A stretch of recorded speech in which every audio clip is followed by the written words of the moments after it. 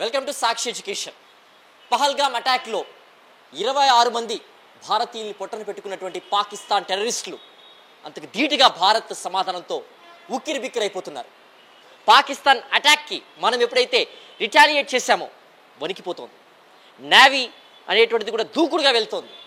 So ఓ పక్క army, navy and air force త్రివిధ దళాలు కూడా మూకుమ్మడిగా పాకిస్తాన్పై అటాక్ చేస్తున్నాయి. సో ఈ యుద్ధం అనేటువంటిది రెండు దేశాలకు అలాగే ప్రపంచానికి మంచిదా చెడ్డదా? సో బ్యాక్ ఛానల్ టాక్స్ అనేటువంటి నడుస్తున్నాయి from all the dignitaries around the world. So ఎంతవరకు ఈ బ్యాక్ ఛానల్ టాక్స్లో ఇండియా పార్టిసిపేట్ చేయాల్సిన అవసరం ఉంది? పీఓకేని ఆక్రమించుకోవాలని చెప్పి ఈ సందర్భంలో భారత్ చాలా దృఢంగా కనిపిస్తోంది. మరి ఇది సరైన సమయమేనా? So we are in la excellence IAS academy with all the students and also the eminent faculty. వారితో డిస్కషన్ అనేటువంటిది ఇవాళ మనం సాక్షి ఎడ్యుకేషన్ ద్వారా చేస్తున్నాము. La excellence institute director Rambabu garu నేను సాధారణంగా ఆహ్వానిస్తున్నాను. In the first way welcome Rambabu sir to join the discussion. And Rajasekhar sir is a faculty of Science and Technology. I invite Rajshekhar sir to preside the discussion. And the other panel member, Ramohan sir, who is the Academic Director of Law Excellence Academy. I invite Ramohan sir. And then the Ajay sir, International Relations Faculty at Law Excellence Academy, to join the discussion. And I especially thank all the students who are joining the discussion. And hopefully this session will bring and enlighten the viewers of Sakshi TV and the people of this country. And we'll start the session with Rambabu sir, the Director of Law Excellence Academy. Sir, మనం వార్ని చూస్తూ ఉన్నాం అనమాట. First of all చూస్తే ఈ war అనేటువంటిది ఈ సందర్భంలో ఎంతవరకు ఇరు దేశాలకు నష్టం చేస్తుంది అండ్ ప్రపంచం మీద దీని ఇంప్లికేషన్స్ ఎలా ఉండబోతున్నాయంటే what's your comments sir? Sir, first thing, so దీన్ని వార్ అనడం కంటే India's action against the Pakistan terrorism అని చెప్పడం ఉద్దేశం. మనము యుద్ధం మొదలు పెట్టలేదు. మనం పాకిస్తాన్లో ఉన్న టెర్రర్ ఎస్టాబ్లిష్మెంట్స్ మీద అటాక్ చేశాము. పాకిస్తాన్ మిలిటరీ ఎస్టాబ్లిష్మెంట్స్ను కానీ సివిలియన్ ఎస్టాబ్లిష్మెంట్స్ను కానీ టచ్ చేయలేదు. రెండోది, ఇది పూర్తి స్థాయి యుద్ధంగా మారితే పాకిస్తాన్కి ఎంతో నష్టం జరుగుతుంది. దాంతోపాటు యుద్ధం వల్ల ఇరు దేశాలకి నష్టం జరుగుతుంది, భారతదేశానికి కూడా ఎంతో కొంత నష్టం జరుగుతుంది. My popular statement is there will be no winners in war. కానీ ఇలా టెర్రరిస్ట్ యాక్టివిటీస్ పెరుగుతూ పోతూ ఉంటే మనం చూస్తూ కూర్చోవాలా? గట్టిగా సమాధానం చెప్పాల్సిందే. కానీ ఈ ప్రయత్నంలో ఒక అన్స్టేబుల్ పాకిస్తాన్ని మనం క్రియేట్ చేస్తే అది ప్రపంచానికే ముప్పుగా మారుతుంది. అన్స్టేబుల్ పాకిస్తాన్ అని ఎందుకు అంటున్నానంటే, పాకిస్తాన్లో military is more powerful. Let me put it this way. ప్రతి దేశానికి మిలిటరీ ఉంటే మిలిటరీకి ఒక దేశం పాకిస్తాన్ అన్నట్లుంది.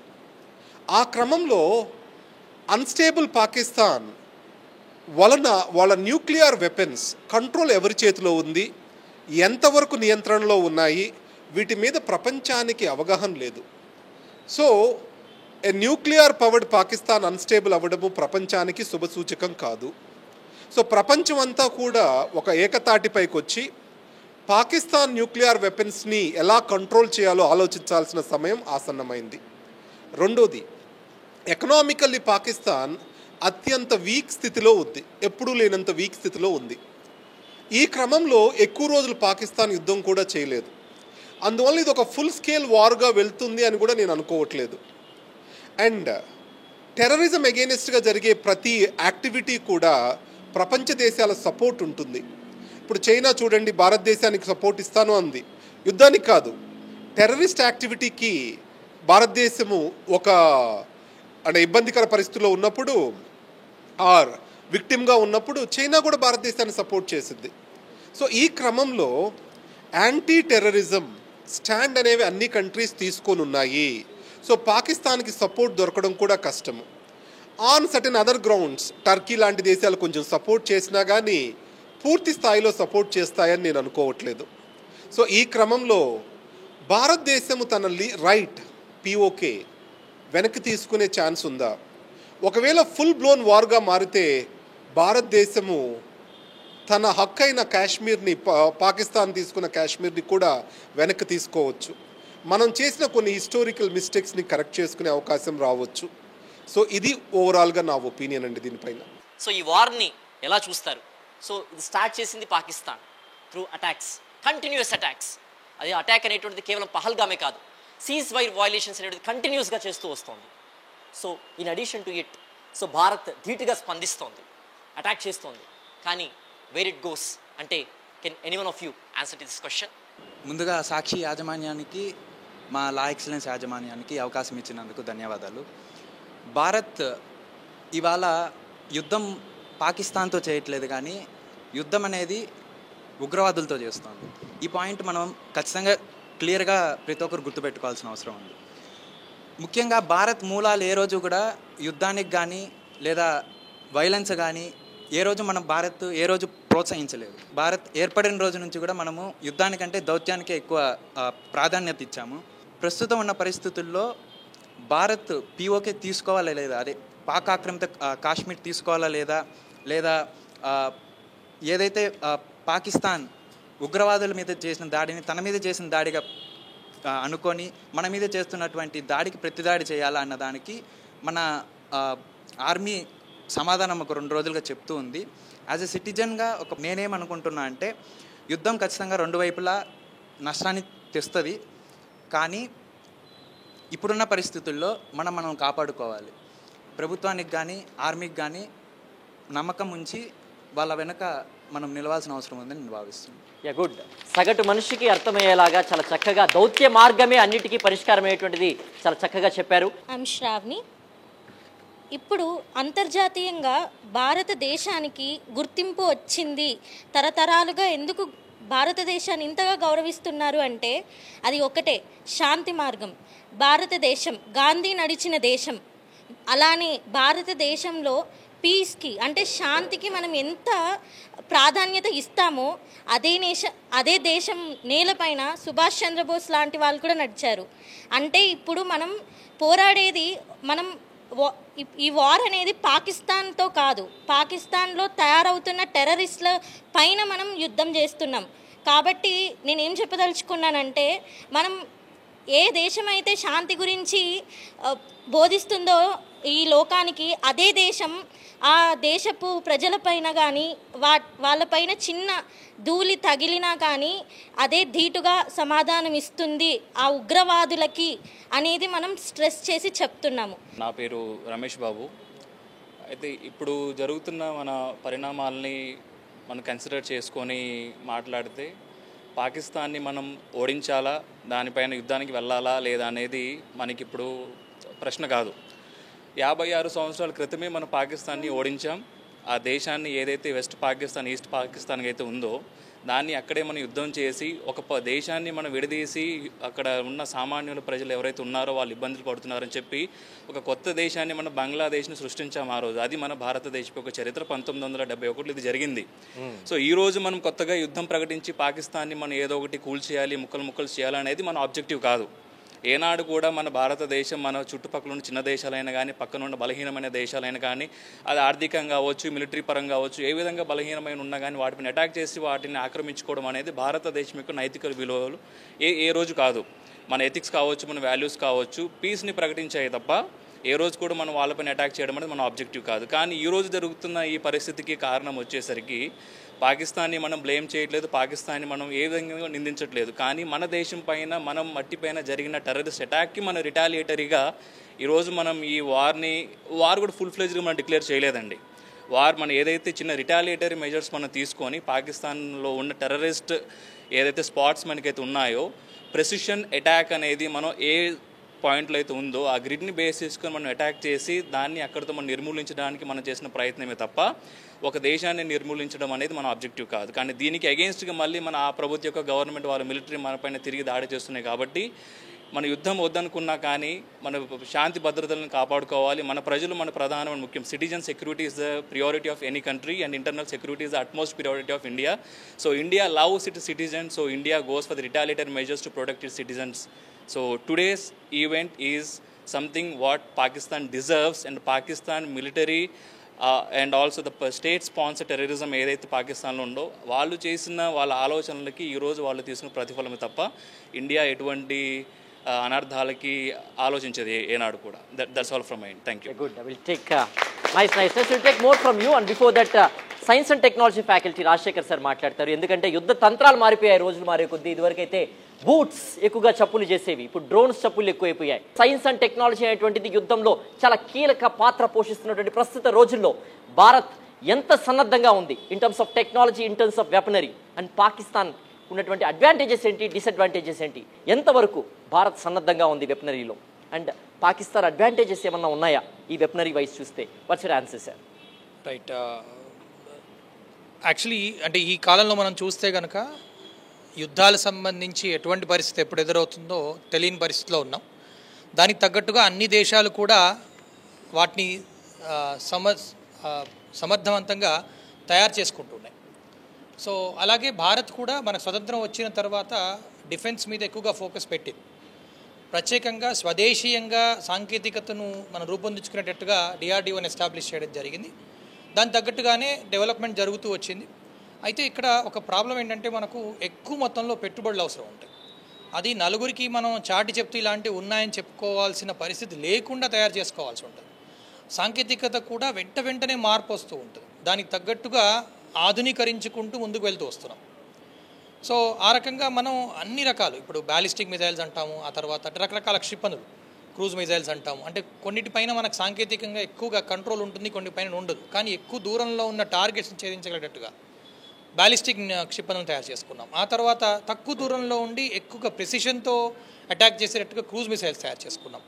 ఆ తర్వాత మనకు ఈ మధ్యకాలంలో ముఖ్యంగా, ఎందుకంటే మన మిసైల్స్ మనం పంపడమే కాకుండా శత్రువుల నుంచి వచ్చే మిసైల్స్ తట్టుకునేటట్టుగా మనకు రక్షణ వ్యవస్థ ఉండాలి. సో దానికి తగ్గట్టుగా మనం స్వదేశీయంగా ఆకాశ అనే మిసైల్ వ్యవస్థను తయారు చేసుకుంటూ, అలాగే వేరే దేశాలతో కలుస్తూ, ఇప్పుడు ఇజ్రాయెల్తో కలిసి మనం బరాక్ అనే వ్యవస్థను, అలాగే రష్యా నుంచి S-400 వ్యవస్థను మనం తీసుకోవడం జరిగింది. అంటే మామూలు ఒక కామన్ మ్యాన్కి ఇంత ఇన్వెస్ట్మెంట్ అవసరమా? ఎందుకంటే మనం పెట్టుబడి పరంగా చూస్తే కనుక జీడిపిలో 2% పైన దాని మీద మనం స్పెండ్ చేస్తున్నాం. ఇంత అవసరం ఏముంది అంటే, ఇలాంటి పరిస్థితి ఎప్పుడు వస్తుందో ఎవరికి తెలియదు. దానికి మనం ప్రిపేర్డ్గా ఉండాలి కనుక ఆలోచన ముందే చేసుకొని S-400 తీసుకోవడం జరిగింది. ఈరోజు చూడండి, ఈ రకంగా పాకిస్తాన్ మన మీద అటాక్ చేసినప్పుడు మనం ఎఫెక్టివ్గా తట్టుకోగలిగాం, ఎఫెక్టివ్గా డిస్ట్రాయ్ చేయగలిగాం వితౌట్ మచ్ క్యాజువాలిటీస్. దానికి కారణం ముందుగా ప్రణాళిక ఏర్పరచుకుని S-400 తెచ్చుకోవడం వల్ల జరిగింది. అదే మనం పాకిస్తాన్ వైపు చూస్తే చైనా యొక్క సపోర్ట్ చాలా ఉంది. చైనా నుంచి వచ్చినటువంటి HQ-9 అలాంటి సిస్టమ్స్ వాళ్ళ దగ్గర ఉన్నాయి. కంపేర్ చేసి చూస్తే కనుక మన దగ్గర ఉన్న S-400 వాళ్ళ దగ్గర ఉన్న S-300తో సమానం. అంటే 400 కిలోమీటర్ల పరిధిలో ఉన్నటువంటి ఎలాంటి అయినటువంటి, ఇప్పుడు మనకు యుద్ధ విమానాలు కావచ్చు, డ్రోన్లు కావచ్చు, లేదా మిజైల్స్ కావచ్చు, వాటిని మనం విధ్వంసం చేయగలిగేటటువంటి శక్తి మనకుంది. వాళ్ళు దాదాపుగా 125 కిలోమీటర్ల వరకు మాత్రమే వెళ్ళగలుగుతారు. అంటే టెక్నికల్గా చూసినా కూడా వెనకబడి ఉన్నారు. వాళ్ళు మనలాగే 2% జీడిపి ఇన్వెస్ట్ చేస్తున్నారు. అయినా కూడా ఈ రోజున్న ప్రస్తుత ఆర్థిక పరిస్థితుల్లో వాళ్ళు ఇంకా స్పెండ్ చేయలేరు. కానీ అంటే ఈ పరిస్థితి గమనిస్తే ఒక్కసారి మాకు తరగతి గదిలో కూడా చెప్తూ ఉన్నప్పుడు ఆలోచిస్తాం అనమాట. ఎంతవరకు టెక్నాలజీ ఉండాలి, ఎంతవరకు వెళ్ళాలి, ఎంత స్పెండ్ చేయాలి అంటే అవకాశం లేకుండా పోయింది. భారత్లో ఎంత ఉంటే దాన్ని తట్టుకునేటట్టు పాకిస్తాన్కు ఉండాలి, లేదా చైనాలో ఎంత ఉంటే దాన్ని తట్టుకునేట్టు భారత్లో ఉండాలి. ఇలా అవకాశం లేకుండా మనం చేయాల్సి వస్తుంది.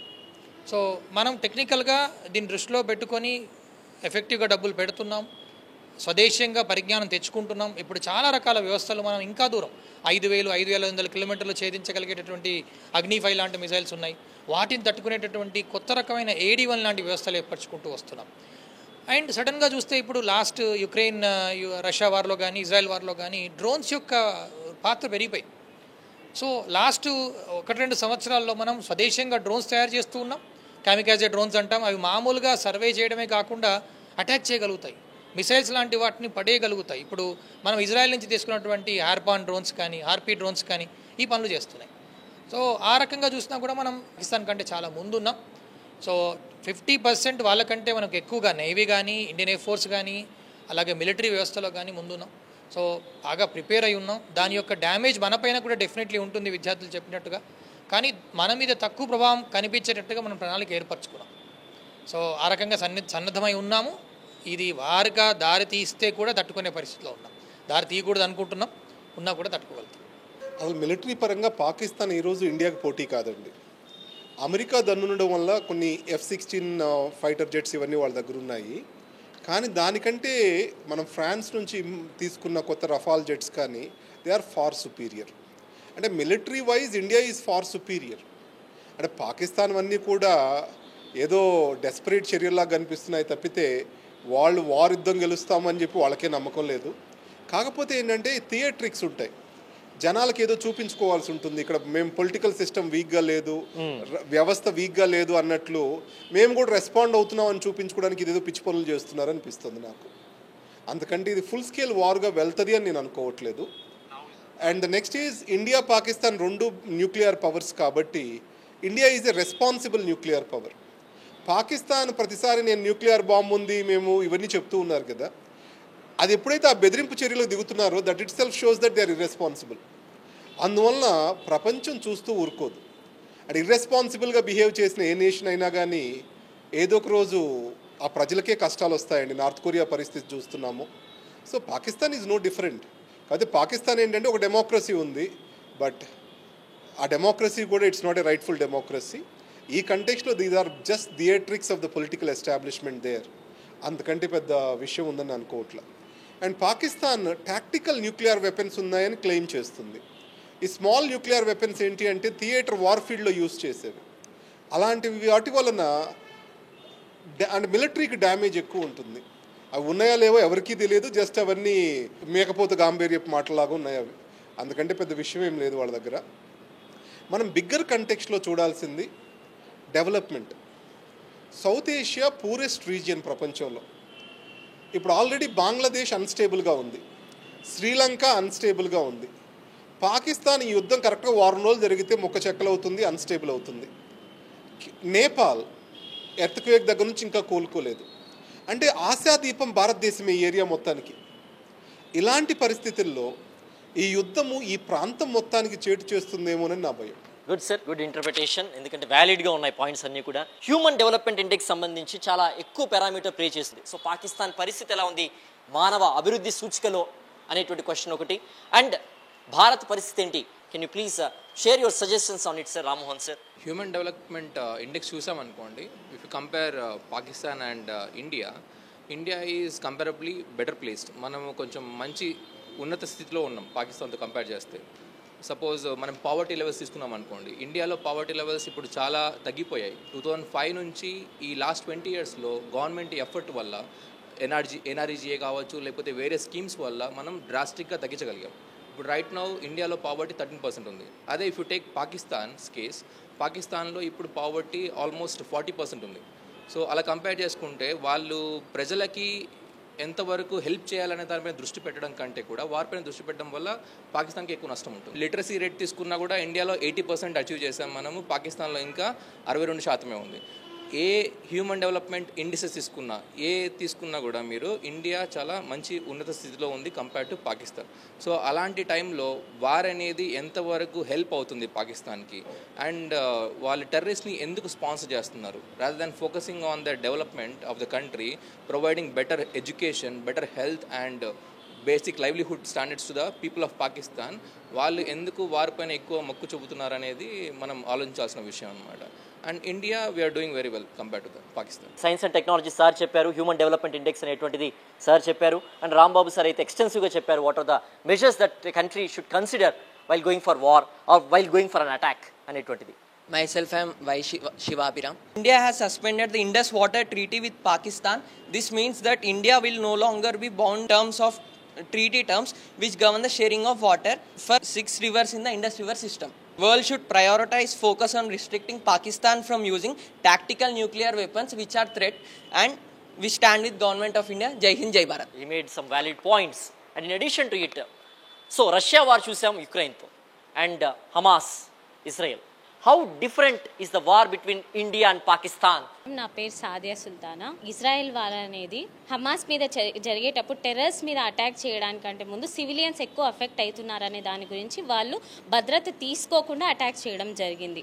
అదే ఇండియా పాకిస్తాన్కి వస్తే ఇండియా అనేది చాలా సిస్టమేటిక్ రెస్పాన్స్ అనేది ఇచ్చిందనమాట Pakistan attack.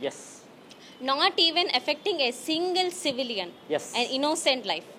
Only attacking terror camps. Masood Azhar ఫ్యామిలీని, వాళ్ళ ట్రైనింగ్ సెంటర్స్ని అటాక్ చేయడం జరిగింది. అలాగే కశ్యప్ ట్రైనింగ్ సెంటర్ని అటాక్ చేయడం జరిగింది. అది తప్పించి ఎవరిని హామ్ చేయకూడదు అనేది మన ప్రధానమైన లక్ష్యం అన్నమాట భారతదేశం. ఎందుకంటే మనం శాంతి కోసం నిలబడతాం కాబట్టి. మన దేశం ఏంటంటే అందులో ఉన్న ఉగ్రవాదాన్ని వేర్ల నుంచి పెగిలించాలనే ఒక ప్రధాన లక్ష్యంతో మాత్రమే. ఇది యుద్ధం కూడా కాదు, జస్ట్ ఇది ఒక వాళ్ళకు చూపించడానికి మాత్రమే. ఎందుకంటే మనం సైలెంట్గా ఉన్నంత మాత్రం చేత కాని వాళ్ళం కాదు, శాంతిని ప్రమోట్ చేసినంత మాత్రం మనకు చేత కాకుండా ఏమి లేదు అనేది ప్రపంచానందరికీ చూపించాలి. India wants to show the world that what we are capable of. And of all Pakistan is becoming more terroristan. అందులో మనం చూసినట్లయితే ఇంతకుముందు ఒసామా బిన్ లాడెన్ని కూడా చంపడం జరిగింది. యుఎస్ ఒసామా బిన్ లాడెన్ని చంపాలని వెతుకుతున్నప్పుడు పాకిస్తాన్ తనకు షెల్టర్ ఇవ్వడం జరిగింది. అది చాలా పెద్ద తప్పు. అంటే చాలా క్రియేట్ చేశారు అటాక్స్ అనేది. 26/11 చూసినట్లయితే, 2001 అటాక్స్ చూసినట్లయితే టెర్రరిస్టుల వల్ల చాలామంది సఫర్ అవ్వడం జరిగింది. దానికి అందరికీ ఇప్పుడు ఆపరేషన్ సింధూర్ అనేది మెయిన్గా వాటిని మాత్రం నాశనం చేయాలనే ఉద్దేశంతో మాత్రమే ముందుకెళ్తుందన్నమాట. అందులో ఇప్పుడు మనం చేసిన S-400 అనేది ఫస్ట్ ఏంటంటే మన మిలిటరీ మైట్ ఎంత పవర్ఫుల్గా ఉంది అనేది ప్రపంచానికి మొత్తం చూపించడం జరుగుతుంది. And I request to every Indian citizen that let's be responsible. And మనం సోషల్ మీడియా ద్వారా ఏ ఫేక్ న్యూస్ కానీ ఏ ఫాల్స్ ఇన్ఫర్మేషన్ కానీ స్ప్రెడ్ చేయకుండా బార్డర్లో పోరాడుతున్న ప్రతి సైనికుడికి మన వంతు ప్రయత్నం చేసి వాళ్లకు మనం పోరాడుతున్న దానికి ఇది వర్త్ అనిపించేలా మనం చేయాలని చెప్పేసి నేను ఆశపడుతున్నాను. నా ఈ మెసేజ్ని ప్రతి ఒక్క సామాన్యుడికి, పౌరునికి అందాలని ఆశపడుతున్నాను. జై హింద్. వెరీ నైస్ అండి. భారత దృక్పథాన్ని చాలా చక్కగా వివరించారు. అండ్ వన్ మోర్ థింగ్, మనం అటాక్ ఏదైతే చేస్తున్నామో అది కేవలం వాళ్ళ ఆర్మ్ బేసెస్ పైన, క్యాంప్స్ పైన, టెర్రరిస్ట్ క్యాంప్స్ పైన చేస్తున్నాం. హ్యూమన్ షీల్డ్స్గా వాడుకుంటోంది పాకిస్తాన్. ఎక్కడైతే జనావాసాలు ఉంటారో బార్డర్ ఏరియాస్లో వాళ్ళపైన అటాక్స్ అనేటువంటిది, వాళ్ళపైన షెల్లింగ్స్ అనేటువంటిది వరుసగా చేస్తూనే పోతుంది గత 2 వారాల నుంచి. అండ్ ఈ యొక్క 3-4 రోజుల నుంచి మరీ విపరీతంగా చేస్తూ వస్తుంది. సో వాళ్ళ యుద్ధతంత్రం ఏంటి? హ్యూమన్ షీల్డ్స్గా వాడుకుంటుంది పాకిస్తాన్. బట్ మనం మాత్రం మానవ నష్టం అనేటువంటి జరగకూడదు ప్రాణానికి అనేటువంటి ఒక దృక్పథంతో పనిచేస్తున్నాం. ఈ అంశం పైన మాట్లాడడానికి can any of you share your thoughts on it? నా పేరు మదీనా. ఇక్కడ ఫస్ట్ థింగ్ మనం చూడాల్సింది ఏమంటే పాకిస్తాన్ ఎప్పుడు కానీ సింపతి కార్డ్ ఆడుతుంది. It always place sympathy card అనమాట. నిన్న జరిగిన అటాక్లో కూడా చాలా ఫేక్ న్యూస్ బయటకు వచ్చింది. అండ్ ఒకటి అబ్జర్వ్ చేయాల్సింది ఏమంటే పాకిస్తాన్లో ట్విట్టర్ బ్యాన్. బట్ ఎప్పుడైతే ఆ అటాక్ అయిందో, సింధూర్ ఆపరేషన్ జరిగిందో, అన్బ్యాన్ చేశారు over the night. And hundreds and thousands of fake accounts బయటకు వచ్చాయి. ఆ ఫేక్ అకౌంట్స్ ఏంటి? Pakistani origins but titled Muslims, Hindus పేర్లు పెట్టుకొని ఫేక్ ట్విట్టర్ అకౌంట్స్ అనమాట. సో ఇంతవరకు జరిగిన టెర్రర్ అటాక్స్ మనం చూసుకుంటే అది ముంబై అటాక్ కావచ్చు, బాలకోట్ ఉరి కావచ్చు, హైజాకింగ్ కావచ్చు, ఇవన్నీ ఎలాంటివి అంటే జనాలలో టెర్రర్ క్రియేట్ చేయడానికి జరిగాయి ఇంతవరకు. బట్ వాటన్నిటికీ భిన్నంగా పాల్గామ్ అటాక్ ఎలా ఉంది వాళ్ళు మన మెయిన్ ఏదైతే స్ట్రాంగ్ ఇండియాకి పునాది ఉందో which is Hindu Muslim unity అనమాట, దాన్ని దెబ్బతీయాలని వాళ్ళు ప్లాన్డ్గా కావాలనే మా హిందూ బ్రదర్స్ని టార్గెట్ చేసి they targeted Hindu brothers and they said that ఉమెన్ని వాళ్ళు ఏం చేయలేరు, వాళ్ళు హెల్ప్లెస్ అనుకొని they treated and they said go and tell to your Modi. And మా ప్రధాని రియాక్ట్ అయ్యారు అండ్ హీ సెడ్ దట్ మేము మిజైల్స్ దీపావళికి కాల్చుకోవడానికి తెలియదు. we are the most tolerant country for terrorism అనమాట. టాలరేట్ చేసాం, డికేడ్స్గా టాలరేట్ చేసాం. బట్ ఈ రెజీమ్లో లాస్ట్ 10 years నుంచి మనం తిప్పి కొడుతున్నాం అనమాట. వరల్డ్కి ఒక క్లియర్ మెసేజ్ ఏంటంటే India will not tolerate terrorism. And ఇంకేంటంటే చాణక్య గారు ఒకటి అన్నారు, మీ శత్రువుతో డీల్ చేసేటప్పుడు 4 ఫాలో అవ్వండి. సామ, దామ, భేద, దండ. లాస్ట్ దండ. ఫస్ట్ సామ, దామ, భేద, ఈ 3 ఫాలో అయ్యాక ఒకవేళ అయినా వినకపోతే మీ ఎనిమి గో ఫర్ వార్. ఒకవేళ నీ శత్రువు యుద్ధం కోరుకుంటే వెనుక తిరగకు. అది ఇండియా క్లియర్గా ఉంది. అండ్ ఈ ఫైట్ అన్నది టెర్రరిజం గురించి. కానీ ఇక్కడ పాకిస్తాన్కి రియాక్ట్ అవ్వాల్సిన అవసరమే లేదు. ఫస్ట్ థింగ్ ఇక్కడ తను ఏం జరిగిందంటే మనం టెర్రరిస్టులను చంపేశాక టెర్రరిస్టులని పాకిస్తాన్ ఫ్లాగ్తో కప్పి వాళ్ళు అమరులు, వాళ్ళు ఇంకా ఎలా అంటే దేశం కోసం, గాడ్ కోసం, ముస్లిం రిలీజన్ కోసం వాళ్ళు చనిపోయారు అన్నట్టు పోర్ట్రేట్ చేసింది. Islam never says to kill any person, Hindu అయినా, ముస్లిం అయినా, క్రిస్టియన్ అయినా, జైన్ అయినా, నో. అది వాళ్ళు తెలుసుకోవాలి. వాళ్ళు యూత్స్ని రాడికలైజ్ చేస్తున్నారు తప్ప యూత్స్కి lack of education, lack of exposure to outer world, అది తప్ప వాళ్ళకి ఇంకేం అర్థం కావట్లేదు. అండ్ వాళ్ళు మనల్ని ఎలా ట్రీట్ చేస్తారంటే మనం రియాక్ట్ అవ్వం, మనం సైలెంట్. అండ్ వరల్డ్ కంట్రీస్ కూడా అబ్జర్వ్ చేయాల్సిన ఏంటంటే ఇప్పుడు ఏడుస్తున్నారు వరల్డ్ కంట్రీస్ మన దగ్గరికి వచ్చి, వార్ ఆపేదేయండి, మీకు లాస్ అవుతుంది, అన్ని కంట్రీస్ ఎఫెక్ట్ అవుతారు. Where were you? మీరు టెర్రర్ అటాక్స్ జరిగినప్పుడంతా ఇక్కడికి వెళ్ళిపోయారు. అండ్ యూఎస్ఏ అందరిపైన టారిఫ్స్ విధించింది ట్రంప్ వచ్చినప్పుడు. ఈ కటన్ వెనకాల USA million dollar army aid supply చేసింది పాకిస్తాన్కి. ఎవరు సప్లై చేస్తున్నారు? ఎవరు support? Double standards, America double standards, ఇది చైనా. అండ్ అక్కడ మనం రిలీజ్ అయిన ఫొటోస్ చూసుకుంటే అమెరికా మేడ్ వెపన్స్ క్యారీ చేస్తున్నారు టెర్రరిస్టులు. ఆ ఫండింగ్ ఎక్కడి నుంచి వస్తుంది? ఆ ఆర్మ్ సప్లై ఎవరు చేస్తున్నారు? And everybody knows who funds terrorism అన్నది. ఇది కొత్తగా ఏం చేయాల్సిన అవసరం లేదు. అండ్ ఒక్కటే చెప్తా, ఇంతవరకు పాకిస్తాన్ మనతో డైరెక్ట్గా వార్ చేయలేక 2 ఫ్రంట్ వార్ చేసేది. మన అఫీషియల్స్ సీక్రెట్ ఇన్ఫర్మేషన్ లీక్ చేసేది, ట్రాప్ చేసేది, హనీ ట్రాప్ చేసేది, ఇవన్నీ జరిగేవి చాలా. ఎందుకంటే గట్స్ లేవు. దే ఆర్ ఇన్కేపబుల్ అండ్ వాళ్ళకి తెలుసు they can't fight with us అని. అండ్ ఇప్పుడు వాళ్ళు రియాక్ట్ అవ్వాలి, ఇంకా తప్పట్లేదు కాబట్టి దే ఆర్ సేయింగ్. అండ్ మొన్న జరిగిన అటాక్లో మసీద్ మీద అటాక్ చేశారు మన ఖురేషీ గారు, సోఫియా ఖురేషీ. తను అటాక్ చేసినప్పుడు ఒక ఫేక్ న్యూస్ వైరల్ అయిందనమాట. ఉమెన్స్ 2 years పిల్లలు చనిపోయారు, ఉమెన్స్ చనిపోయారు. అండ్ జనాలు అబ్జర్వ్ చేయాల్సింది ఏంటంటే మసీద్లో ఉమెన్సే అలౌడ్ లేదు. ఎలా చచ్చిపోతారండి? అండ్ ప్రిసెషన్ అటాక్స్ జరిగినప్పుడు మనం ఎప్పుడు సివిలియన్స్ని టార్గెట్ చేయం, ఫేక్ న్యూస్ని. అండ్ వాళ్ళ డిఫెన్స్ మినిస్టర్ ఏమన్నాడంటే ఫారిన్ ప్రెస్ కాన్ఫరెన్స్లో, మీకు ఎలా తెలుసు ఇండియా 4 missiles వేసింది అంటే, I saw it on social media.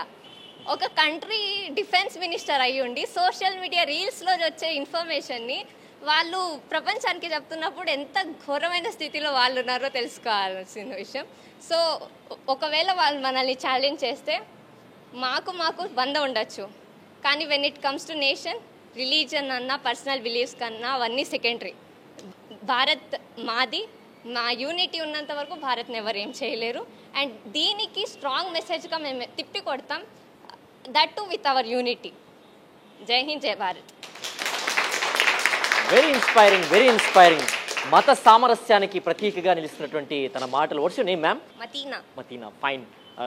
Very valuable words అన్నమాట. మత సామరస్యానికి ప్రతీకగా నిలుస్తున్నటువంటి తన మాటలు ఆదర్శనీయం, అభినందనీయం. The people who watch this programme will appreciate your words. We are delighted with your words, and we'll move on. ఇప్పుడు వార్ విషయానికి వస్తే మనం 2 front వార్ అని మాట్లాడుకుంటున్నామండి. ఒకటి డైరెక్ట్ బార్డర్ దగ్గర, ఇంకొకటి ఇప్పుడు సమాచారం అనేది మనకి ఒక వెల్త్ లాంటిది. ఎవరి దగ్గర అయితే ఇన్ఫర్మేషన్ ఉంటుందో వాళ్ళే ప్రపంచాన్ని ఏలే వాళ్ళు అయిపోయారు ఇప్పుడు. ఎందుకు అంటే ఇప్పుడు ఈ ఇన్ఫర్మేషన్ వార్ అనేది ఇప్పుడు ఇండియన్ సిటిజన్స్కి మూల గ్రామంలో ప్రతి ఒక్క పౌరుడు తెలుసుకోవాల్సిన విషయం ఏంటంటే, మన సైనికులు ఒక పక్క బార్డర్లో పోరాడుతున్నారు. యాజ్ ఏ సిటిజన్గా మనము ఈ సోషల్ మీడియా అనేది ఇప్పుడు ప్రతి ఒక్కరి చేతిలో ఉంది. చిన్న స్కూల్ పిల్లల చేతిలో నుంచి పెద్ద పండు ముసలి వాళ్ళ చేతిలో కూడా ఉంది. కాబట్టి ఒక టెర్రరిస్ట్ ఆర్గనైజేషన్ కావచ్చు, ఒక కంట్రీ కావచ్చు, మిస్ప్రోపగాండా అంటే ఒక తప్పుడు సమాచారాన్ని ఈజీగా స్ప్రెడ్ చేసేయచ్చు. ఇలాంటప్పుడు ప్రజలు ఏం చేయాలంటే, మనకి కొన్ని అఫీషియల్ వెబ్సైట్స్ ఉన్నాయి, మనం గవర్నమెంట్ సూచనల ప్రకారం మనం నడుచుకోవాలి. అంటే గవర్నమెంట్ ఇచ్చే ఆదేశాలని, గవర్నమెంట్ రిలీజ్ చేసే వాటిని మాత్రమే పరిగణలోకి తీసుకొని మనం వాటికి తగ్గట్టు రియాక్ట్ అవ్వాలి మీడియా అనే దానికి. ఎందుకు అంటే మీడియా లేకపోతే ప్రజల్లోకి ఏ ఇన్ఫర్మేషన్ వెళ్ళేది కాదు. మనకి 2000s ముందు కావచ్చు, తర్వాత కావచ్చు, చాలా టెర్రర్ అటాక్స్ జరిగాయి, ఇప్పుడు జరుగుతున్నాయి. ఒకప్పుడు ప్రజలకి ఎందుకు తెలియలేదు అంటే సరిగ్గా సమాచారం అందేటువంటి సాంకేతికత మన దగ్గర లేదు. కానీ ఇప్పుడు భారతదేశం ప్రతి ఒక్క రంగంలో దూసుకెళ్తుంది. అలానే సాంకేతికతలో భారతదేశంలో ఇండియాలోనే చాలా యాప్స్ మనం డెవలప్ చేస్తున్నాం. సో మనం ఇలాంటివి ఫాలో అవ్వాలి. ప్రజలు టెర్రరిస్ట్ల ట్రాప్స్లో పడకూడదు. లైక్ మిస్ఇన్ఫర్మేషన్ని తీసుకొని, అంటే సపోజ్ నా సిస్టర్ స్ట్రెస్ చేసినట్టు పాకిస్తానీస్ ఇలా రిలీజ్ చేశారు, లైక్ 2 ఉమెన్ చనిపోయారు, పిల్లలు చనిపోయారు అనేది. అది కంప్లీట్లీ ఫాల్స్ న్యూస్. మనకి గవర్నమెంట్ రిలేటెడ్ హ్యాండిల్స్లో కానీ ఎక్కడ మనకి ఇలాంటి ఇన్ఫర్మేషన్ రిలీజ్ కాలేదు. కానీ మన ప్రజలు ఏమనుకుంటారంటే అవి నిజం అనుకొని మన ప్రజలలో కాన్ఫిడెన్స్ అనేది తగ్గిపోతుంది. అయ్యో మనం ఇలా చేస్తున్నాము అనే కాన్ఫిడెన్స్ తగ్గిపోతుంది. ఆ కాన్ఫిడెన్స్ తగ్గిపోవడం వల్ల అది ఎలాంటి దానికి దారితీస్తుందంటే మన Indian army, navy, air force మీద కూడా కాన్ఫిడెన్స్ తగ్గించేసే ప్రమాదం ఉంది. అలాంటప్పుడు ప్రజలు చాలా జాగ్రత్తగా ఈ సోషల్ మీడియాలో, అలానే న్యూస్ ఛానల్స్లో, ప్రతి ఒక్క హ్యాండిల్స్లో వచ్చేవి చాలా జాగ్రత్తగా క్షుణ్ణంగా పరిశీలించి అప్పుడు ఆలోచించాలి దేశం గురించి. ఎందుకంటే ఒకవైపు సైనికులు రాత్రింబవళ్ళు కష్టపడి పోరాడుతున్నారు. మనం పొద్దునే చూసాం, మురళీ నాయక్ గారు అనే ఒక సైనికుడు వీరమరణం పొందారు. సో వాళ్ళ సాక్రిఫైజెస్కి వర్త్ చెయ్యాలి అంటే మనం in and out as a సిటిజన్గా మనం కూడా కొంచెం కాంట్రిబ్యూట్ చేయాలి ఆ వార్లో. సో మనం కూడా ఎలాంటి మిస్ఇన్ఫర్మేషన్స్కి దారి ఇవ్వకుండా మన ఆర్మీ పట్ల ఫుల్ కాన్ఫిడెన్స్ ఉండి, so we have to help them. సమాచారం అనేటువంటిది అథెంటిక్ వాటి సోర్సెస్ నుంచి మాత్రమే మనం డిపెండ్ అవ్వాలి అండ్ డిస్ఇన్ఫర్మేషన్ పట్ల జాగ్రత్తగా ఉండాలనేటువంటిది చెప్తూ వచ్చారు. And will talk with Ajay sir, IR faculty. ఎందుకంటే ప్రపంచ దేశాలకు సంబంధించి కూడా చాలా కీలక భూమిక పోషించేది ప్రపంచ దేశాల సంబంధాలు.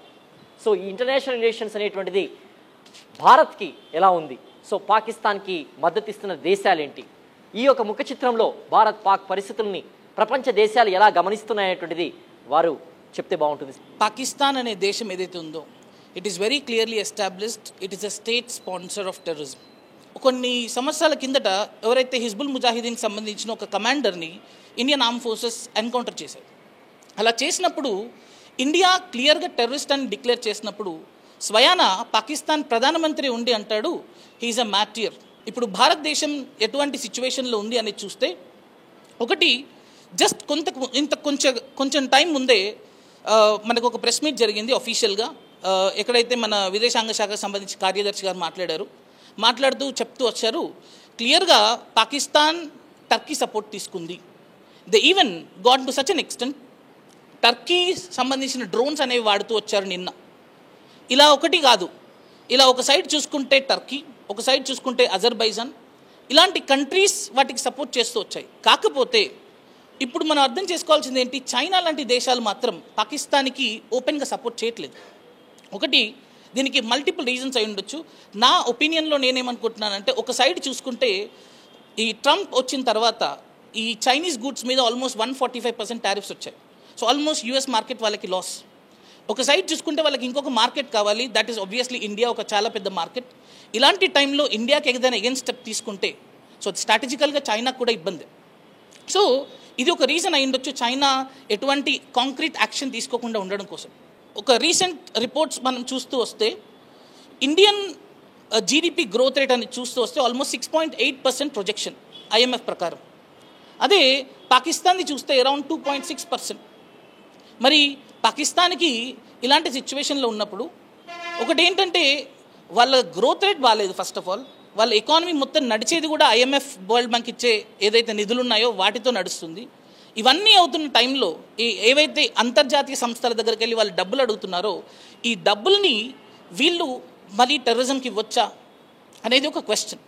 అయితే ఇండియా కూడా ఏం చేస్తుంది, స్ట్రాటజికల్గా we are reaching out to IMF, world bank, ఇలాంటి వాటికి రీచ్ అవుతూ ఒకటి క్లియర్గా చెప్తున్నాం, ఇప్పుడు ఏదైతే టెర్రరిజం అనేది జరుగుతూ వస్తుందో పాకిస్తాన్ నుంచి, కుదిరితే ఎంత కుదిరితే అంత అసలు మనం పాకిస్తాన్కి ఎటువంటి సపోర్ట్ చేయకూడదు ఐఎంఎఫ్ నుంచి కూడా. అలాంటి సిచ్యువేషన్లో ఏమవుతుంది, ఏదైతే ఐఎంఎఫ్ అనుకుంటుంది పాపం వాళ్ళు ఏదో ఎడ్యుకేషన్ కోసము లేదా వాళ్ళు ఏదో హెల్త్ కోసము వాడుతూ వస్తారు అనుకుంటారు, కానీ ఇక్కడ వచ్చేప్పటికీ అలా లేదు సిచ్యువేషన్. సో ఇది ఒకటైతే మనకి ప్రపంచ దేశాలు, ఒకటి యుఎస్ కానివ్వండి, లేదా యూకే కానివ్వండి, లేదా ఇజ్రాయెల్ కానివ్వండి, ఆబ్వియస్గా వాళ్ళు డైరెక్ట్ సపోర్ట్ చెప్పకపోయినా కూడా indirectly they are with us. కాకపోతే ఒకటి మనం లాస్ట్ ఒక పాయింట్ చెప్పి నేను కంక్లూడ్ చేయాలనుకుంటున్నాను. Pakistan is definitely a state sponsor of terrorism. ఎందుకంటున్నాను ఈ మాట అంటే, ఇంతకుముందు మన స్టూడెంట్స్ కూడా చెప్పినట్టుగా, ఎప్పుడైతే ఈ చనిపోయిన టెర్రరిస్టులు, తీవ్రవాదులు ఎవరైతే ఉన్నారో వీళ్ళకి చూస్తే, ఎవరైతే ఈ ప్రేయర్స్ చేసి ఆబ్వియస్గా అంతిమ సంస్కారాలు చేసేప్పుడు ఎవరైతే ప్రేయర్స్ చేస్తారో చూస్తే, he's one of the prime accused. ఎప్పుడైతే మనకి ఇండియన్ ఎయిర్లైన్స్ ఫ్లైట్ హైజాక్ చేశారో, so he's the prime accused. దానికి వాళ్ళ వెనకాల చూస్తే మొత్తం పాకిస్తాన్ ప్రభుత్వం, ఆర్మీ జనరల్స్, పాకిస్తాన్ సంబంధించిన మినిస్టర్స్. సో ఓపెన్గా చూస్తే వాళ్ళ ఏవైతే శవపేటికల మీద పాకిస్తాన్ జెండా పరిచారు. ఇది ఎప్పుడు చేస్తారు? ఎప్పుడైతే స్టేట్ హానర్స్ అనేవి ఇస్తారో, లైక్ మనం ఒక పెద్ద పెద్ద పాలిటీషియన్స్ కానివ్వండి, లేదా చాలా ముఖ్యమైన పర్సన్స్ చనిపోయినప్పుడు మనం భారత్లో చూస్తూ వస్తాం, స్టేట్ హానర్స్ చేస్తాం. కానీ పాకిస్తాన్ ఇలాంటి స్టేట్ హానర్స్ టెర్రరిస్టులకు ఇస్తుందంటే అక్కడే అర్థమైపోవాలి, ప్రపంచం మొత్తం అర్థం చేసుకోవాలి, that Pakistan is definitely a state sponsor of terrorism. And Rambabu sir, విచ్ఛిన్న పాకిస్తాన్ అనేటువంటిది ప్రపంచానికి ఎలా ఉండబోతోంది? ముఖ్యంగా భారత్ పరిస్థితి ఏంటి? ఎందుకంటే బెలూచిస్తాన్ ఎక్కడికక్కడ ఆ యొక్క రాష్ట్రాలకు సంబంధించినటువంటి మిలిటెంట్ గ్రూప్స్ కానీ హస్తగతం చేసుకుంటే ఆ అస్థిరత అనేటువంటిది ఎలా ప్రభావం చూపించబోతుంది ప్రపంచ దేశాలపైన, ముఖ్యంగా భారత్ పైన? అంటే what's your answer sir? Terrorism ఎవరికి కూడా, ఏ దేశానికి కూడా మంచిది కాదు. సో టెర్రరిజం ఎక్కడ మొదలవుతుందో ముందు ఆ దేశాన్ని మింగేస్తుంది. సో పాకిస్తాన్లో చాలా టెర్రరిస్ట్ యాక్టివిటీస్ జరిగాయి. ఇన్ మిలిటరీ కాంప్లెక్స్ మీద కూడా, మిలిటరీ స్కూల్ మీద కూడా టెర్రరిస్ట్ యాక్టివిటీస్ జరిగిన ఉదంతాలు ఉన్నాయి. రెండోది, అంటే సౌత్ ఏషియాలో నాకున్న బిగ్గెస్ట్ పెయిన్ పాయింట్ ఏంటంటే, శ్రీలంక, ఇదివరకు చెప్పినట్లు Sri Lanka, Bangladesh, to an extent Nepal, వీటన్నిటిలో ఎంతో కొంత అస్థిరత వచ్చేసింది. మయన్మార్ ఆల్రెడీ మిలిటరీ డిక్టేటర్షిప్లో ఉంది. ఈ క్రమంలో పాకిస్తాన్ మిలిటరీ డిక్టేటర్షిప్లో పడిపోతే మూర్ఖత్వం ఇంకా పెరుగుతుంది. అండ్ రెండోది, వాళ్ళ దగ్గర ఉన్న nuclear weapons and then America supply చేసిన మోస్ట్ అడ్వాన్స్డ్ టెక్నాలజీస్, వీటన్నిటి మీద ఎటువంటి కంట్రోల్ ప్రపంచ దేశాలు క్రియేట్ చేస్తాయి అనేది చాలా ముఖ్యమైన పాయింట్ అండి. అండ్ మూడోది ఏంటంటే, అసలు నేను ఇది పాకిస్తాన్ అంత దూరం వార్ చేయగలదు అని నేను అనుకోవట్లేదు. Again and again I'm saying that ఈ మేకపోతు గాంభీర్యం ఇంకో 2-3 రోజుల్లో ఎండ్ అవుతుంది అని అనుకుంటున్నాను. ఈ క్రమంలో వార్ జరిగినా జరగకపోయినా కానీ టెర్రరిజం అనేది ప్రపంచానికి మొత్తానికి కూడా ఒక threat. No country is spared from this terrorism. నార్వేలో జరిగే, యూకేలో, ఫ్రాన్స్లో వెస్ట్ నేను సేఫ్ అనుకుంటుంది, west is not safe from terrorism. ఈ క్రమంలో ప్రపంచ దేశాలన్నీ ఏకతాటిపై వచ్చి అసలు టెర్రరిజం అంటే ఏంటి అనేది డిఫైన్ చేసి కలెక్టివ్గా ఫైట్ చేయాల్సిన టైం వచ్చేసింది. ఈ క్రమంలో భారతదేశం ఒక నాయకత్వ ముందు చూపుతో ఒక నాయకత్వ లక్ష్యాన్ని తీసుకోవాల్సిన అవసరం ఉంది. సో భారత నాయకత్వం దీనికి తయారుగా ఉంది. ప్రధానమంత్రి మోదీ గారి అడుగుజాడల్లో భారతదేశం ఈ టెర్రరిజం మీద యుద్ధానికి సిద్ధమవుతుంది. And one more thing to add sir, ఈ అటాక్ అనేటువంటిది ఎక్కువ రోజులు కొనసాగే పరిస్థితులు లేవన్నారు, కానీ స్లీపర్ సెల్స్ అనేటువంటిది దేశంలో ఎక్కడికక్కడ, మన హైదరాబాద్లోనే చాలామంది ఉన్నారు. వీళ్ళని ఎదుర్కోవడం అనేటువంటిది భారతదేశానికి పెద్ద సవాలని చెప్పాలి. దీన్ని మనం ఎలా చూడాలి సార్? పాక్ సానుభూతి పరువుల్ని కానివ్వండి, టెర్రరిస్ట్ క్యాంప్స్ యొక్క సానుభూతి పరువులు కానివ్వండి, స్లీపర్ సెల్స్ గురించి చెప్తే. సో ఇక్కడ అగైన్ ఈ స్లీపర్ సెల్స్ ఇవన్నీ కూడా ప్రీవియస్లీ డిస్టెంట్ ప్లేసెస్లో లొకేట్ అయ్యి ఆపరేట్ చేసేవాళ్ళండి. వాళ్ళ హెడ్ క్వార్టర్ నెట్వర్క్ ఏదైతే ఉందో దీనిపైన భారతదేశం అటాక్ చేయడం చాలా రోజుల క్రితమే మొదలుపెట్టింది. అంటే భారతదేశం ఇప్పటికిప్పుడు మేల్కొని టెర్రరిజం మీద అటాక్ చేయట్లేదండి. ఈ స్లీపర్ సెల్స్ని ఎప్పుడో మీరు చూస్తే టెర్రరిస్ట్ అటాక్స్ చాలా తగ్గాయి భారతదేశం మీద 2001 తర్వాత. మేజర్ రీజన్ ఏంటి? ఇండియాలో పోలీస్ వ్యవస్థ చాలా బలిష్టంగా తయారైంది ఇప్పుడు. అండ్ దెన్ మనము పోలీస్ వ్యవస్థని చాలా ఆధునీకరించాం చాలా స్టేట్స్లో. అదివరకు స్టేట్స్ మధ్య ఐసోలేటెడ్గా పనిచేసే పోలీస్ వ్యవస్థలు ప్రతి స్టేట్ని ఇంకో స్టేట్తో అనుసంధానించి ఒక నెట్వర్క్ తయారు చేశాము. సో షార్ట్ టర్మ్లో అది కొంచెం ప్రాబ్లం అవ్వచ్చు, కానీ లాంగ్ టర్మ్లోకి వస్తే మన సిటిజన్స్ అందరూ మనతో పాటు ఉంటారు. అండ్ ఈ స్లీపర్ సెల్స్ని వాళ్ళే పోలీసులకు పట్టిస్తారు. అండ్ వాళ్ళ గురించి పెద్ద భయపడాల్సిన అవసరం అయితే లేదు. Temporary activities, again more terrorism చేస్తే పాకిస్తాన్కే నష్టం. More terrorism is not an answer to this problem. వాళ్ళే ఇంకా ఎక్కువ నష్టపోతారు. అంటే వాళ్ళు డీఎస్కలేట్ చేసుకునేటట్లు తయారవుతారండి. ఇదంతా కూడా ఏంటంటే ప్రపంచానికి మేము కూడా ఏదో సమాధానం చెప్తున్నాము, వాళ్ళ మా సావర్నిటీని వైలేట్ చేశారు, మేము కూడా ఏదో చేయబోతున్నాము అనేసి. మీరు జాగ్రత్తగా చూడండి మైండ్ సెట్. మీరు చెప్పినట్లు మనం అటాక్ చేసింది టెర్రరిస్ట్ని. వాళ్ళు కాల్పులు జరుగుతుంది సామాన్య పౌరుల మీద. ఆ రెండిట్లోనే మైండ్ సెట్ తయారవుతుంది, తెలిసిపోతుంది.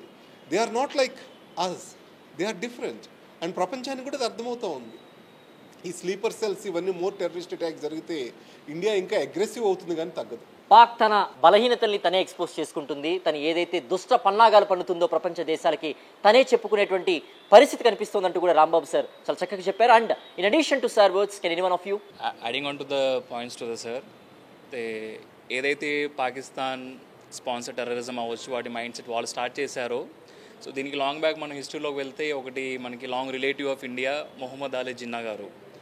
సో ఆయన ఏదైతే 2 నేషన్ థియరీ ప్రపోజ్ చేశారో అప్పట్లో భారత్ వేరు, పాకిస్తాన్ వేరు, కల్చర్స్ వేరే, రిలీజన్స్ వేరే, కంప్లీట్ ఫండమెంటల్ థింగ్స్ అని డిఫరెంట్గా ఉన్నాయని చెప్పని ఇండియాని పాకిస్తాన్ ఎప్పుడైతే మనకు పార్టీషన్ చేయడానికి ఆయన ప్రైమరీ రీజన్ అయ్యారో, సో అదే 2 నేషన్ థియరీ ఏదైతే వాళ్ళు ప్రపోజ్ చేశారో ఈరోజు అదే 2 నేషన్ థియరీ పాకిస్తాన్ పైన ఎఫెక్ట్ అవుతుంది. సో 1971 1971లో ఎప్పుడైతే బంగ్లాదేశ్ని మనం పాకిస్తాన్ నుంచి విడదీశామో, ద సేమ్ 2 నేషన్ థియరీ ఏదైతే పాకిస్తాన్ ప్రపోజ్ చేసిందో అది వాళ్ళపైన అప్లై అయింది. అండ్ ఈరోజు కూడా ఇందాక మీరు పాకిస్తాన్ విచ్ఛిన్నం గురించి మాట్లాడినప్పుడు ఏదైతే బలోచిస్తాన్ మనకి ఈ ప్రాంతం ఉందో, పాకిస్తాన్లో హార్డ్లీ 4 స్టేట్స్ ఉన్నాయండి. ఒకవైపు పంజాబ్, సింధ్, బలోచిస్తాన్ ఇలాగా. అది కూడా ఏదైతే సింధు నది ప్రవహిస్తుందో అక్కడ మాత్రం మనకి అగ్రికల్చర్ కొంచెం ప్రాపర్గా కొంచెం మంచి ఫర్టైల్ ల్యాండ్స్ ఉన్నాయి. రిమైనింగ్ అంతా కూడా కొంచెం ఎరిడ్ అండ్ డ్రై కండిషన్స్ మాత్రమే ఉన్నాయి మనకి దాంట్లో. సో ఈ బలోచిస్తాన్లో కూడా మనకి రీసెంట్గా ఒక ట్రైన్ హైజాక్ అనేది జరిగింది. దాని తర్వాత బలోచ్ పీపుల్ కూడా సపరేట్గా ఇంకొక స్టేట్ కావాలి మాకు బలోచిస్తాన్ అని చెప్పి పాకిస్తాన్కి అగెయిన్స్ట్గా వాళ్ళు రివోల్ట్ చేయడం, ఇన్సర్జెన్సీస్ అనేది జరుగుతున్నాయి. So the same 2 nation theory ఏదైతే వాళ్ళు మనకి చేసి ఇండియాని పాకిస్తాన్ని డివైడ్ చేశారో అది మళ్ళీ పాకిస్తాన్కి అప్లై అవుతుంది. సో పాకిస్తాన్ ఏదైతే what they are planning is actually happening to them and వాళ్ళు తీసుకున్న గోతులో వాళ్ళే పడుతున్నారు. So this is my point that I want to add. నా పేరు తేజ. ప్రస్తుతం మనం జరుగుతున్న యుద్ధ విషయానికి వస్తే భారత్ విషయంలో అయితే యుద్ధం అనర్థం, కానీ అదే భారత సమగ్రతకి సార్వభౌమాధికారాన్ని విషయానికి వస్తే యుద్ధం అనివార్యం. ఇది ఖరాఖండిగా చెప్తున్నాను. కొత్తగా వచ్చిన ప్రభుత్వాలు తీసుకున్న చర్యలు కానీ ఒక పాలసీలు కానీ చాలా హెల్ప్ చేశాయి భారతదేశానికి. ఇలాంటి వీటిపైన పాకిస్తాన్ దృష్టి పెట్టడం మానేసి మతం పరంగా మతాన్ని అడ్డుపెట్టుకొని సామాన్యులను అడ్డుపెట్టుకొని ఒక భారతదేశ సమగ్రతను సార్వభౌమాధికారాన్ని దెబ్బతీస్తారంటే భారతదేశం ఏనాడు ఊరుకోదు. సో దీనికి ధీటుగా జవాబు కూడా ఇచ్చింది భారతదేశం. ఫస్ట్ థింగ్ ఈ యుద్ధాన్ని ప్రారంభించిందే పాకిస్తాన్. అసలు జమ్మూ కాశ్మీర్ మంచి టూరిస్ట్ ప్రదేశంగా ఆకర్షిస్తున్న సమయంలో ఈ అటాక్ చేయడం అనేది అసలు దురదృష్టకరం. ఎందుకంటే ఇప్పుడిప్పుడే జమ్మూ కాశ్మీర్ కొత్త పుంతలు తొక్కుతోంది. దాన్ని ఈ టెర్రరిస్టులు వచ్చి అటాక్ చేయడం వల్ల దానికి ఉండే ఆకర్షణీయత పోయింది రీసెంట్గా. సో మళ్ళీ తిరిగి ఆ పునర్వైభవం రావాలంటే మనకు చాలా కాలం పడుతుంది. సో మనం పాకిస్తాన్ ఆర్థికంగా దెబ్బకొట్టి మన ఇండియాని ఆర్థికంగా ప్రూవ్ చేసుకోవాలి. అప్పుడే పాకిస్తాన్కి తగిన బుద్ధి చెప్పినట్టు అవుతుంది. ఎందుకంటే పాకిస్తాన్ ఇండియా ముందు ఒక చిట్టెలుగా, ఇండియా ఏనుగు అయితే అది ఒక చిట్టెలుగా, ఏనుగు ముందు చిట్టెలుగా గెంతులా. ఇలాంటి వీటికి కామాలు కాకుండా ఫుల్ స్టాప్ పెట్టాలని నా ఉద్దేశం. మీరు అన్నట్టు పర్యాటక రంగానికి ఏదైతే ఉందో అది కొంచెం మేర నష్టపోయినప్పటికీ కూడా తిరిగి పూర్వ వైభవం సాధించుకొని జమ్మూ అండ్ కాశ్మీర్లో పర్యాటకులు అనేటువంటి వాళ్ళు మళ్ళీ వెళ్ళేటువంటి విధంగా ప్రభుత్వం కృషి చేయాలి. ఆ నమ్మకాన్ని పర్యాటకులు కలిగించాలి అనేటువంటిది కూడా కోరుకుంటున్నాం. అండ్ టు యాడ్ ప్లీజ్ మీరు మాట్లాడండి. నా పేరు ఉదయ్. ముందుగా నేను అసలు ఈ టెర్రరిజం ఈ యాక్టివిటీస్ అసలు ఎందుకని ఇన్ని రోజులు జరిగింది, సడన్గా ఈ పహల్గామ్ అటాక్ అనేది జరిగిందో దాని గురించి కొంచెం ప్రజలకు అవేర్నెస్ ఇవ్వాలని అనుకుంటున్నాను. పహల్గామ్ అటాక్ అంటే ముందు టూరిజం అక్కడ చాలా బాగుంది. ఆర్టికల్ 370 తీసేయడం వల్ల ఇప్పుడు కాశ్మీర్ మనకి ఇండియాలో కలిసిపోయింది అని అక్కడున్న ప్రజలు ఇంకా వరల్డ్ మొత్తం నమ్మేసింది. ఆ విషయాన్ని పాకిస్తాన్ తట్టుకోలేకపోయింది మెయిన్గా. ఇంకా దాంతోపాటు ఈ టూరిజం ఎక్కువ అవ్వడం వల్ల మెయిన్గా ఒక విషయం కన్వే చేయాలి ఏమనుకుంటున్నానంటే, నార్మల్గా నేను బయట కూడా చూస్తున్నాను, అవేర్నెస్ లేనివాడు, హిస్టరీ గురించి ఈ చరిత్ర గురించి తెలుసుకోలేనివాడు వాడి మాటలు ఎలా ఉంటున్నాయంటే, ఎనీవన్ ఒక ముస్లిం కనిపిస్తే, ఒక వేరే మతస్థుడు కనిపిస్తే, అరే వీడి వల్లనే ఇలా జరిగింది, వీళ్ళ వల్లనే ఇలా జరిగింది, మిస్కన్సెప్షన్ అనేది చాలా తప్పు సొసైటీలో. అయితే మెయిన్గా నా ఇంటెన్షన్ ఏంటి అంటే, ఇప్పుడు అక్కడ ఎవరో పాకిస్తాన్ అక్కడ వాడు మిసైల్స్ వెళ్ళినా వాళ్ళు చేసినా ఇక్కడున్న మన ఇండియన్ ముస్లిమ్స్ కానీ వీళ్ళని ఎంతవరకు అనడం కరెక్ట్ అనేది మనం గమనించుకోవాలి. పాకిస్తాన్ మెయిన్ ఇంటెన్షన్ ఏంటంటే break the neck, the head will role.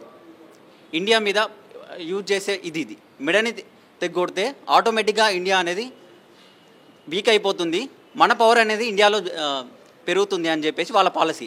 అంటే కాశ్మీర్ కింద పంజాబ్ ఉంటుంది, ఖలిస్తాన్ మూమెంట్కి అప్పట్లో సపోర్ట్ చేశారు. ఇన్ కేస్ అది సక్సెస్ అయి ఉంటే ఇప్పుడు కంప్లీట్గా వాళ్ళ సైడ్ వచ్చేది. ఇప్పుడు ఆ టెర్రరిజంకి ఇట్లా ప్రతి ఒక్క సివిలియన్ మోస్ట్లీ అప్పుడు చదువు లిటరసీ తక్కువ ఉంటుంది అక్కడ. అందుకని వీళ్ళు మనీ ఇవ్వడం కానీ, స్టోన్ బెల్టింగ్ అని ఉంటుంది, రాళ్ళు విసురుతారు ఇండియన్ ఆర్మీ మీద. రాళ్ళు విసిరేదానికి ఒక కుర్రాడికి 1200, ఒక ఉమెన్కి అయితేనేమో 1000 రూపాయలు, అలాగే ఒక మెన్కి అయితేనేమో 750 రూపాయలు. ఇప్పుడు వాడు కూడా ఏం ఆలోచిస్తాడు, నాకు ఇలా చదువు రావట్లేదు, నాకు డెవలప్మెంట్ లేదు, better to take money from them and I can do that activity అని ఆలోచిస్తాడు. అది తీసుకొని ఇంకా వాడు అలా చేస్తుంటే మన ఇక్కడ మిస్కన్సెప్షన్ గిట్లా అలా అవుతుంది. యాక్చువల్గా మనం చంపాల్సినది ఐడియాలజీ. పీపుల్స్లో ఉన్న ఐడియాలజీని చంపితే ఆటోమేటిక్గా టెర్రరిజం మొత్తం అంతమవుతుందని నేను అనుకుంటున్నాను. ఇప్పుడు ఉమెన్ వాళ్ళు మన పహల్గం అటాక్లో మగవారిని చంపేటప్పుడు మీ మోడీకి చెప్పుకోండి అన్నట్టు మాట్లాడేసి వెళ్ళిపోయారు. ఇప్పుడు నరేంద్ర మోడీ ఈ ముగ్గురిని, 2 అమ్మాయిలని, ఒక ముస్లింని ఒక సిక్ని వాళ్ళిద్దరిని ఎందుకు చూజ్ చేసుకున్నారంటే ఇందాక చెప్పాను కదా, break the neck head will roll. Kashmir కింద పంజాబ్లో సిఖ్లు, కాశ్మీర్లో ముస్లిమ్స్, వాళ్ళనే హెడ్గా పెట్టేసి మన ఆర్మీని లీడ్ చేయించారు. దానివల్ల ఏంటంటే ఒక అవేర్నెస్ ఏంటంటే మేమంతా ఇండియా మొత్తం యూనిటీగా ఉన్నాం, ఎవరు ఏం చేయలేరు.